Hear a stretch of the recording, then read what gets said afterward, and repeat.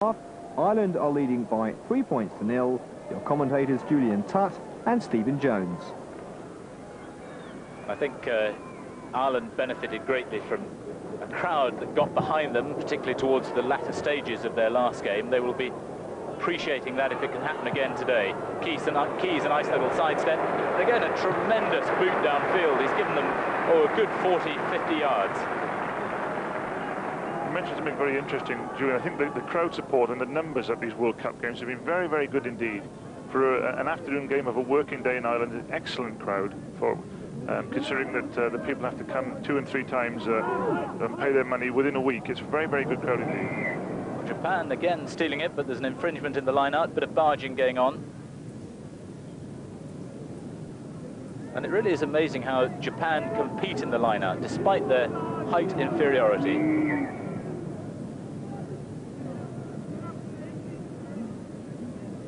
Hamilton, number 7 for Ireland, Mannion, the lock, and Patahara, back row, all very much competing for the first choice places in what will be the crunch game against Scotland on Saturday, the pool decider.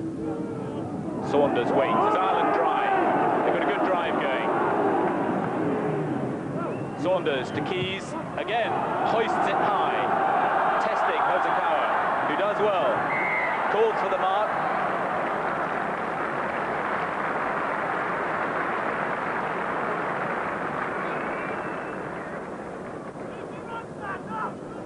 And I have been hugely impressed with Hosokawa so far. Admittedly, the very first kick today, he suffered a little, but generally he's played very well indeed.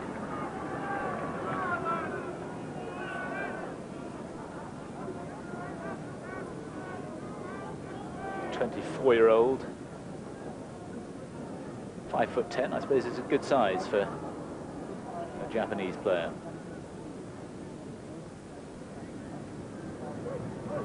Again, Francis beaten in the line-out, stolen. Here's Hayashi, playing at lock, but can play at prop and flanker as well. Ireland get it back. Oh, that's a pretty useful kick. Ireland getting the better of it in the end, but surprisingly, they're being dominated in the line-out. Neil Francis will not be pleased about that one pit season, I can tell you. He's had his problems in the Irish jersey. He's a wonderful athlete, probably one of the quickest second rows ever. He won't like what's happening at the moment. Oh, and a chance for Ireland and given. Scrappy ball from the line out this time, and the Irish forwards get through.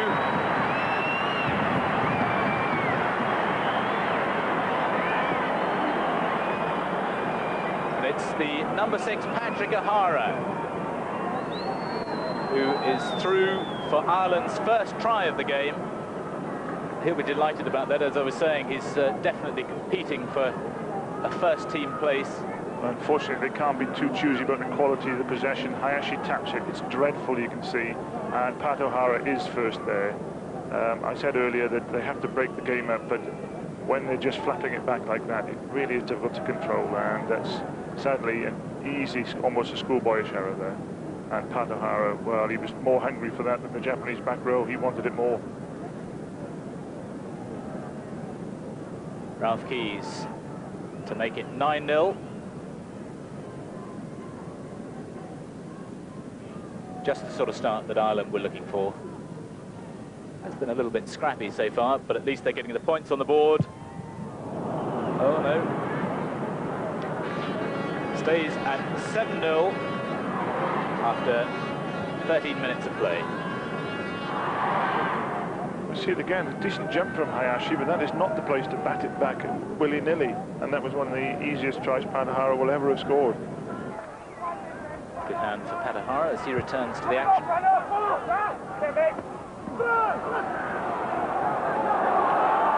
scrappy ball for Japan, and Ireland very quickly through on it. Played Gordon Hamilton, nicely chipped forward by Saunders. Japan under real pressure now. Race for the touchdown. Well got there by Mazuho, the right winger. Both teams seem to be playing in the same direction there. Japan lost it, kicked it backwards, and they kicked it backwards again. They lost 80 yards there through sheer scrappiness. And against a team like Ireland, well, there's no way 5-yard scrum. Of course, Mannion now looking to repeat Robinson's feat of going over. In fact, it's Hamilton who's held up. Another 5-yard scrum.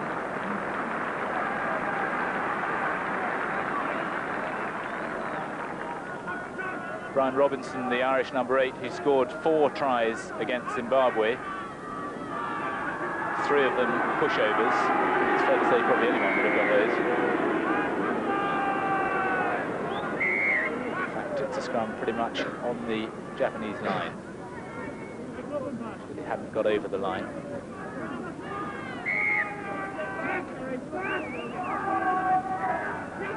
He's doing his best to sort out the front rows.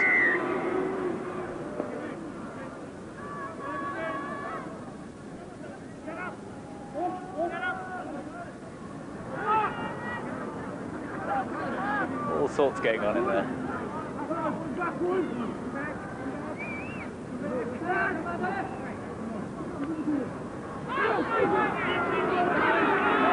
Now they've sorted it. Shouts for the drive. Mannion again. Sees the line and goes for it. And all the room in the world in the end. And a really good solid platform again from Ireland. Noel Mannion scores his 2nd try for Ireland. And I think that Japan were convinced that Ireland were going to drive it all the way, go for an 8-man shove and drive it all the way. The back row, you see both flankers attached to the scrum, and number 8 goes the wrong way and completely fooled. And as you said about the previous number 8, anyone really could have scored that. But I think Japan there felt it was going to be a pushover attempt. They stayed committed to the scrum, and Mannion just picked up and flopped over. Put your money on Ralph Keyes to pop this over.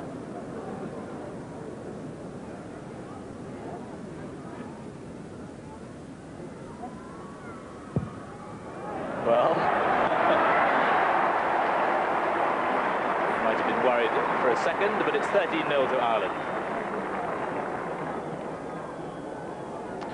See it again now. Perhaps you might just catch it on the left hand of the screen. Latu, the Japan number 8, just moves out of the way. And they gather themselves for the pushover. Mannion thinks, well, I'll have a go. There's ages and yards of daylight there for him. Number 1, Sami Ota, Japan's heaviest man. Called for well by Tifaga. Now Japan on the break again. It's Latu. Oh, this is fantastic stuff for Hayashi to score, and how richly he deserves it. And Ireland absolutely broken in 2 as Japan go through them as if they didn't exist. Hayashi, the man who's had experience of rugby in this country, the Oxford prop, won a blue there in the varsity match. Richly deserved try for him. He's had an absolute barnstormer so far. This one will be in the moments of the World Cup. Don't mind what happens after that. Great, nothing more than Japan deserve, incidentally. There's a terrific break right through the middle here by Matsuho. He's looking for the open spaces, avoiding those big guys. Really lovely run, and Latu, who we've been getting at a little bit, he's got the ball there. Lovely inside pass. Hayashi lurking inside there. He's running off the ball really well. There's the last tackler, and there's our hero. Terrific run by him. All-purpose player, rushing around behind the post.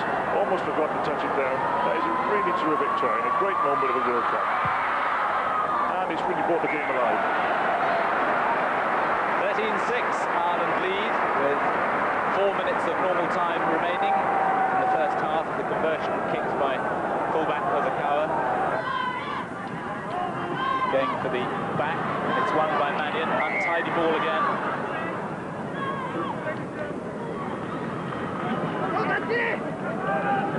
He gives the put in to Fiji. But Japan will work out who's playing for this. Ireland drive. Now the chance for Ireland is Keyes going to move it. He does this time. Mullen on the burst. Out to Staples, who's there and over. Time that Ralph Keyes has elected to run it gives Mullen the chance to make the break, and Jim Staples coming in from fullback gives Ireland a fairly convincing lead at half-time.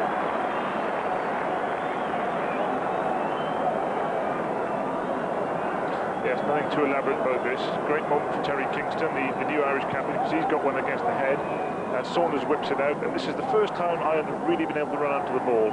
Look for a burst now by Brendan Mullin, a quick man, a genuine athlete, an Irish national sprinter, and Jim Stables doesn't even need anyone outside him. He pins his ears back, and then he's got Keith Crossan outside, and that's a good try, and the first time they won a really quick ball, and the first time they've really run onto it, and also the first time we've seen Brendan Mullin, who's, as we said before, playing for his place in the first string in the World Cup. It was a surprise to many people, Stephen, that he wasn't played in the first game. Yes, I think he was as surprised as most people. But I think he'd been carrying injury, but that wasn't any excuse.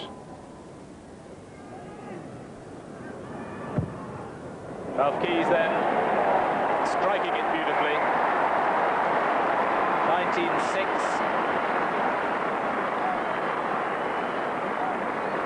There have been 2 minutes of extra time in the first half. Once again, more adventure. This is tremendous stuff from Japan. The brilliantly nippy little winger going all the way, is he? Being caught nearly by Mannion, fighting his way inside. Oh, this is tremendous stuff. What a brilliant try for Japan. Made absolutely superbly by Yoshida, the tiny little left wing. Well, we said that Ireland, that Japan have the ability to fight back however far down they are. And it's Masuho, the right winger, coming in to join the break made by the left winger, Yoshida. Staggering try. You can rank this, Julian, with the Barbarians try in '72, as far as I'm concerned, and the French Grand Slam try last year. Fantastic try. They haven't really seen the ball for about 10 minutes in this match. Yoshida takes off, goes around Clark with an in and out swerve, and his pace here is really blistering. Fully commits himself. Hardly anyone can catch up with him. Look how far the touch judge is back. He tries to go on his own. Perhaps he was too late looking inside, but when he pops it up, there's a terrific supporting run. Now this try ranks with any you've seen in this World Cup and long before. That is a really brilliant effort. Superb handling, superb backing up, and really it shows that there's one team with adventure on the field and one team playing straight up and down. That really was magnificent. Sadly, Hosokawa just missing the conversion.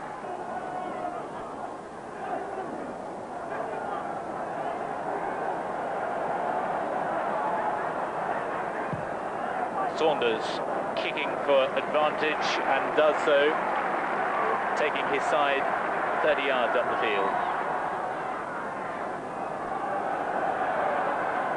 Good to see that from Saunders. He was brought into the captaincy last year for his first ever cap, which was much too early, and he's still getting over it, but that's a nice kick.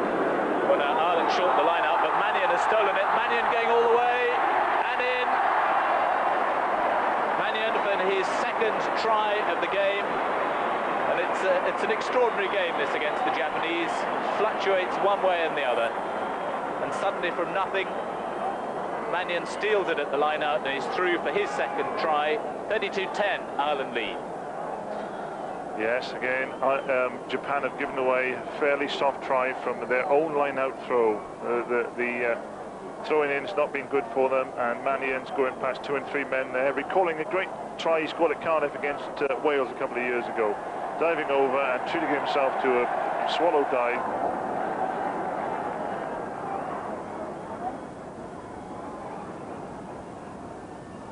Hirao, the captain, number 12 in there. And a penalty against Japan, very quickly taken. Ireland don't know what's going on at all. Oh, brilliant stuff from Japan. Ireland all over the place. And I'm quite certain they're going to run it again. Absolutely no point in kicking now.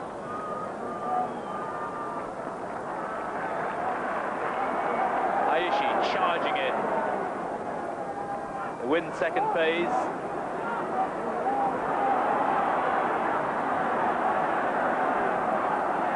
Just a moment of hesitation. Well, they've had enough practice at this move. This is their 4th effort. He's going to get through on his own, surely. Well, Horikoshi doesn't, and they're held up less than a yard from the line. A little bit of a fumble, actually. It looked as though One of them was through. Horikoshi wouldn't be the guy I'd choose to try and crash over from 5 yards. It was a good effort, but they did try everything else in that move. They stretched Ireland 3 times inside about 3 minutes, but couldn't quite make it.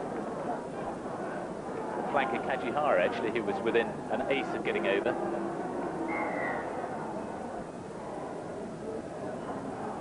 Now, if only they can get a good heel, they've got hundreds of options. They can just get the front rows to agree on packing down together. Now they do. They get the clean heel, and look at this, Horikoshi out. Well, not quite a clean ball for Yoshida, but surely it must be in, and is. And in fact, he's going to make certain that Hosokawa has an easy kick at goal as well. A very richly deserved try for the left winger, Yoshito Yoshida, into the closing minutes of the game, but great stuff from Japan. Yeah, well, it had to come. I mean, once they sewed up this ball at the 5-yard scrum, it had to come. Orthodox blindside move, and Yoshida's so quick, he could even wait for the ball to bounce to him and still get over beyond the Irish cover. What a deserved try. What a character in the tournament, and really we'll remember him long after Japan are out of the tournament and have gone back to Japan. So a second win then for